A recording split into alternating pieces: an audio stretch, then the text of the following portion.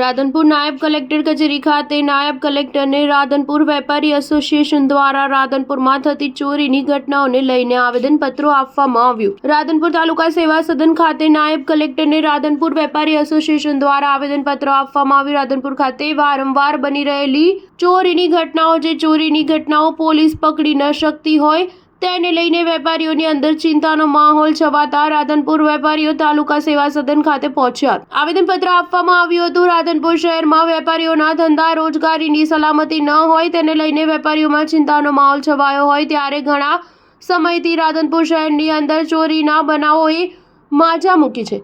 ચોરીની ઘટનાઓ અટકાવવાનું નામ નથી લેતી ત્યારે રાધનપુર પોલીસ સ્ટેશન અને વેપારીઓ દ્વારા ફરિયાદો પણ કરવામાં આવી હોય ચોરીના બનાવો અટકાવવાની જગ્યાએ વધી રહ્યા છે। ચોર ગેંગ પકડાતી ન હોય તંત્ર પાસે પોલીસ બંદોબસ્ત વધારી રાત્રે પેટ્રોલિંગ કરાવવાની માંગણી કરી તંત્ર ન કરી શકે તો વેપારીઓ જાતે રાત્રિના સમયે પોતાની દુકાનનું ધંધા રોજગારનું ધ્યાન રાખવા માટે વેપારીઓને પેટ્રોલિંગ કરવી પડશે। તેના પહેલા તંત્ર કાર્યવાહી કરે તેવી માંગ કરવામાં આવી। રાધનપુરમાં ચોર ગેંગને તાત્કાલિક ધોરણે પકડાવવામાં આવે તેવી માંગ વેપારીઓ દ્વારા કરવામાં આવી। વેપારીઓ દ્વારા ચોરીઓની એફઆઈઆર અમુક ન લીધી હોય તેવી એફઆઈઆરો લેવાની પણ માંગણી કરવામાં આવી। Star news 7 Patan.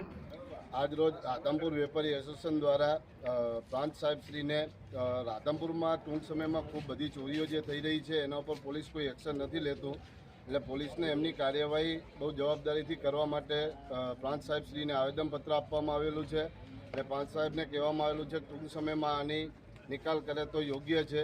અને અમે વેપારી વતી એટલું પણ કહીએ છીએ જો ટૂંક સમયમાં ચોરીઓ બંધ થઈ જાય અથવા જે જૂની ચોરીઓ થઈ છે એનો કોઈ નિકાલ આવે તો યોગ્ય છે અથવા ના થાય તો પછી અમે આ મુદ્દો લઈને ગાંધીનગર જઈશું અથવા એનો કોઈ બીજો રસ્તો ઉપયોગમાં લઈશું। શું માગણી તમે અત્યારે કરી?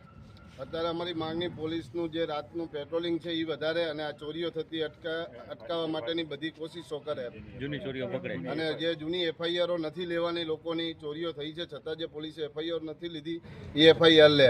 શું નામ તમારું પરિચય? નિતેશ રાઠી, પ્રમુખ શ્રી રાધનપુર વેપારી એસોસિએશન।